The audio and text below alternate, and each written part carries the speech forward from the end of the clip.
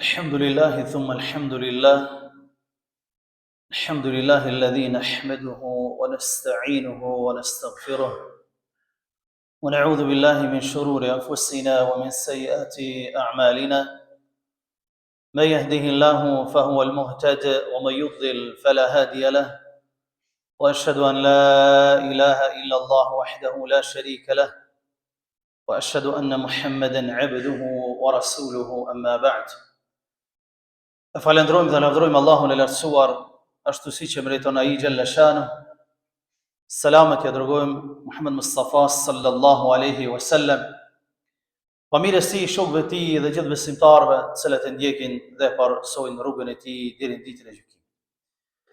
Të dashur vëllezër besimtarë, sa herë që vijnë datat historike të rëndësishme të Islamit, neve si besimtarë do të mundohemi dhe duhet të mundohemi që të marrim mësime nga ato që kanë ndodhur nga historia islame, për arsye se e tërë historia islame është mësime dhe këshilla.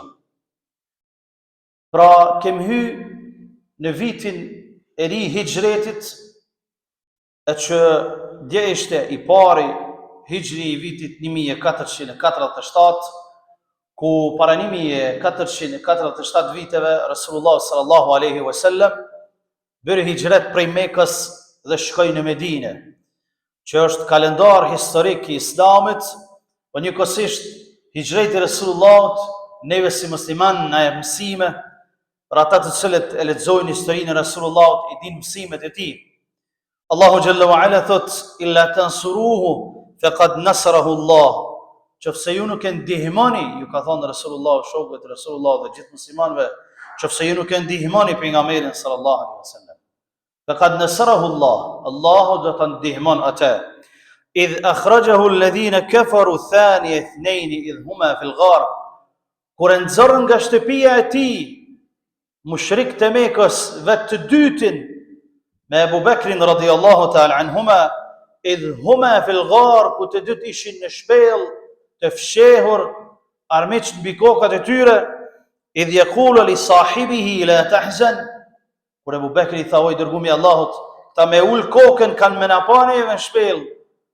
Rasulullah sallallahu alaihi wasallam i tha: "La tahzan inna Allaha ma'na." Mos u mërzit, mos u dëshpëro, mos u bë merak o Abu Bekr, se Allahu është me neve. Allahu xhalla wa ala është me neve. Pastaj thot Allahu: "Inna Allaha فأنزل الله سكينته." الله جل وعلا أزبريت تشتسين وزامرة تيرة عليه وأيده بجنود لم تروها. هذا إزبريت يوشتري شيء كشف اندماء من ملائكة، اندماء رسول الله أبو بكر، وجعل كلمة الذين كفروا السفلى. هذا فيالنا تيرة نكبسوان الله أبريت قلت وكلمة الله هي العليا. Fjala Allah është fjala më e lartë dhe do të mbetet e tillë deri në ditën e gjykimit. Wallahu azizun hakim. Allah është i fuqishëm i urtë. Hijreti ka qenë historia e të gjithë pejgamberëve, është suneti i të gjithë pejgamberëve. Sepse nuk ka pejgamber që është ardhur dhe i ka thirrë njerëzit në rrugën e drejtë. I ka thirrë me besu Allahu xhalla wa ala, me u largu nga besimet e kota, nga virtytet dhe cilësitë e liga, vetë se e kanë përndjek populli i tij. Mirpo Allahu azza wa jall ka garantuar që fitoria gjithmonë do të jetë e Allah dhe i pejgamberëve të tij. Kataba Allahu la aghlibanna ana wa rusuli inna Allaha qawiyyun aziz. Thot Allahu xhalla wa ala, Allahu e ka shkruar, ka bërë ligj, la aghlibanna ana wa rusuli, që fitora do të jetë e Zotit dhe të pejgamberëve të tij. Inna Allaha qawiyyun aziz. Allah është i fuqishëm. Allahu xhalla wa ala është nga dhimbtari i urtë. Andaj dashur vëllezër, hijreti i Resulullah neve na jep mësime. Mësimi i parë është sakrifica. Pa sakrificë nuk arrihet suksesi.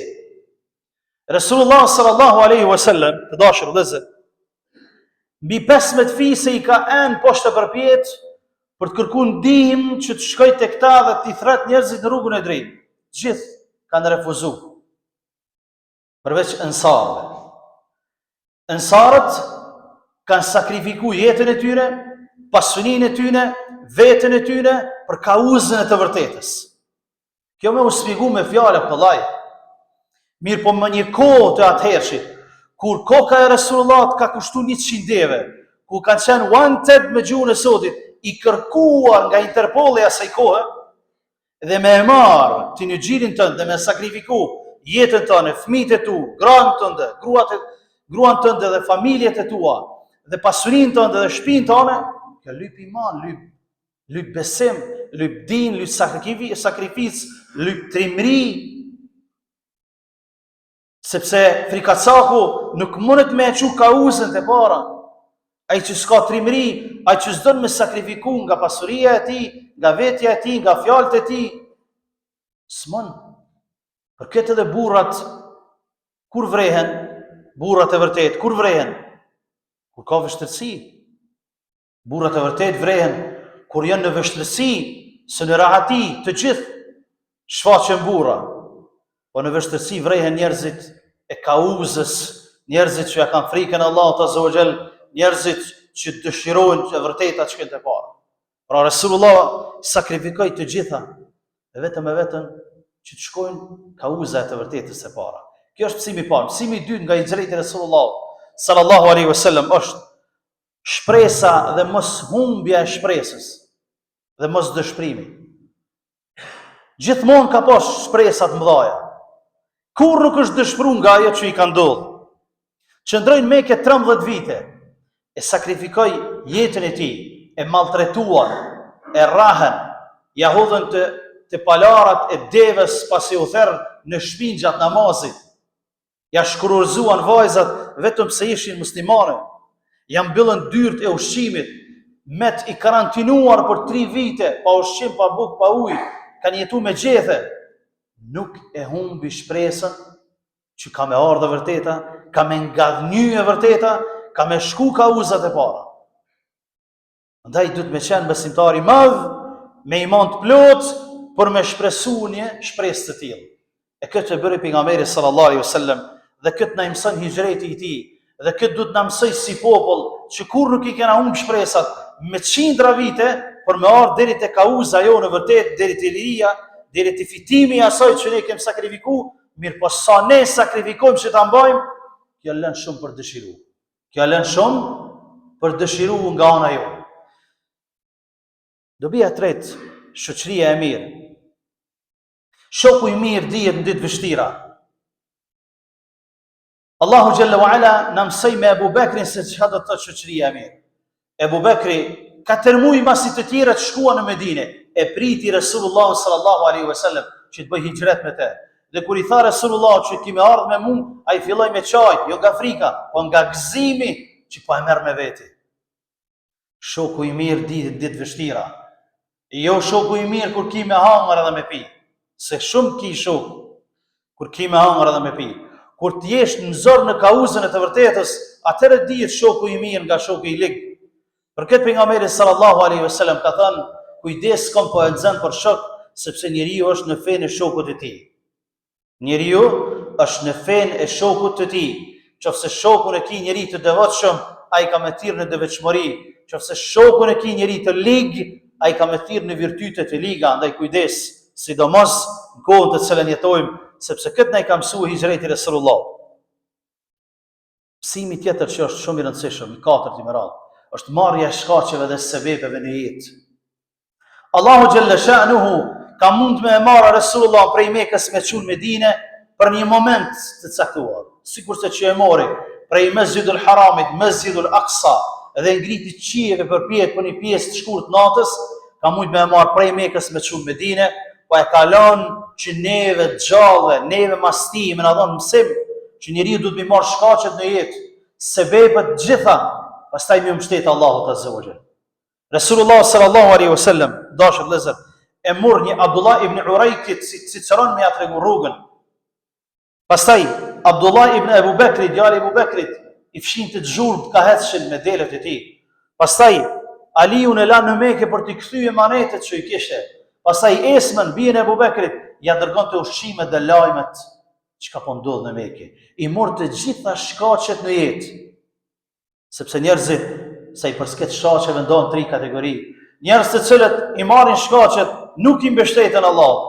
Të janë kategori zakonisht janë pabesimtarët. Nuk dinë çka është Allahu dhe dini i tij. Kategoria tjetër janë për i besimtarëve të cilët nuk i marrin shkaqet në jetë. Po thonë hajtë se Zoti çon. Edhe kjo kategori është e devijuar. Kategoria e mesme gjithmonë është e arta.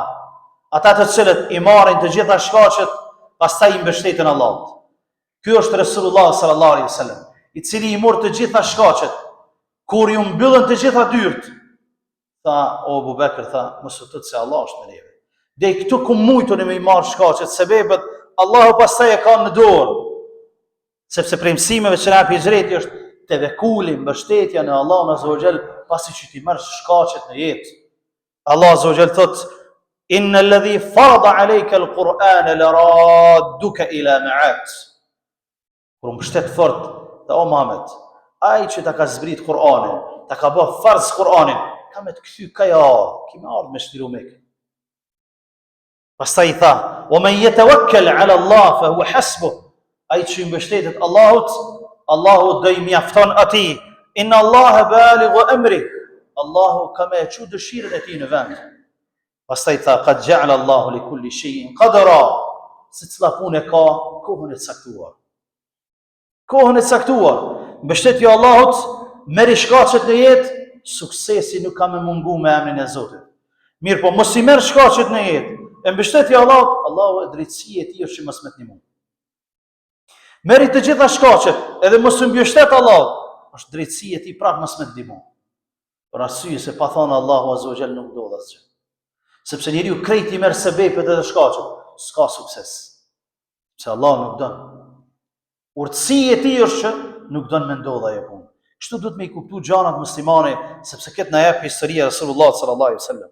Dhe e fundit dashur vëllezër, prej mësimeve që jep hijreti që ka shumë, për të cilat ne kemi shpjeguar gjatë, edhe i kemi 105 ligjërata në YouTube vetëm për historinë e Resulullah sallallahu alaihi wasallam, mirë po hyrja është e shkurtër, prej dobive që na jep hijreti është qëndrueshmëria në parime gjatë dialogut. O detyru me dalë për i shpiz vetë, s'ka lidhje, ama unë nuk i thej parimet e mija. Nuk i thej parimet bitë të cilat e ndërtoj dinin tim, kauzën time, familjen time, shoqërinë time. Nuk i thej. I thanë o Muhammed, hajde na adhurojmë Allahun një vjetë zbashku, e pastaj ti zbashku me neve, i adhuron Zotat tonë. Qofse je i smut pe gjojnë miku më të mirë që është në dynja dhe po të shëroj. Qofse dëshiron me të bëjmë mret, po të bajna mret. Qofse dëshiron pasuri, po të bajna më të pasuri. Qofse dëshiron më u martu, po të zjedh migruar më të mirë. Resulullah sallallahu alaihi wasallam i refuzoi të gjithë. Nuk ishte kauza e tij për mbretëni, as për pasuri, as për famë, as për pushtet, as për pozit. Ishte me thirr njeriu, me nxjerr njeriu nga robëria ndaj robit në robëri ndaj krijuesit. Nga të qenurit të rob i krijesës, me qenë rob i krijuesit, me ia tregu rrugën e drejtë, rrugën e xhenetit dhe rrugën e zjarrit të xhenemit, dhe për këtë kauzë detyru me ilan të gjitha dhe me shku në Medinë, dhe i la dhe nuk i theu parimet e tij. Për këtë neve na vyn shumë kjo, kohën moderne, mos me i thy parimet me të cilat jetojmë, me të cilat e kanë lënë amanet të parë tonë, me jetu, me namuz, me din, me dinjitet, faqevar, kokë lartë, duke qenë krenar, për të cilën ta ka dhënë Zoti, për fenë të cilën e posedon, për fjalën la ilaha illallah Muhammedur Rasulullah. Për vendin ku je, me punu, me dignitet, me parime, e jo për një pozitë të ulët, me shkel parimet e Zotit, parimet njerëzore, sepse këtë nuk e don Zoti xhallahu. Prandaj Resulullah na mëson që me jetu me parime, sado që të shtrajta janë ato, sado që të kushtueshme, rruga e xhenetit është në këtë formë, edhe nuk është duke lëshu parimet e Zotit, duke shkel mbi shtyllat e fesë dhe duke arritur një diçka nga kjo dynja. Ne elusmi Allahun azza wa jall që të na bëjë prej atyre besimtarëve të cilat marrin mësim nga historia e Resulullah sallallahu alaihi wasallam, marrin mësime nga hijreti i tij, e jo vetëm ta marrim si ka ardhur viti i ri Islam, edhe kaq mos marrim mësim nga hijreti i tij, po ta lexojmë historinë e tij, të marrim mësime nga jeta e tij, sepse jeta e tij është model për muslimanin dhe jo jeta e dikujt tjetër. që s'është model dhe nuk duhet kjo të jetë model për muslimanin dhe besimtarin. Elusmi Allahun Azza wa Jall që të na falë neve dhe juve, na bashkoj me Resulullah sallallahu alaihi wasallam në xhenetin e tij. أقول قولي هذا وأستغفر الله لي ولكم فاستغفروه من كل ذنب إنه هو الغفور الرحيم.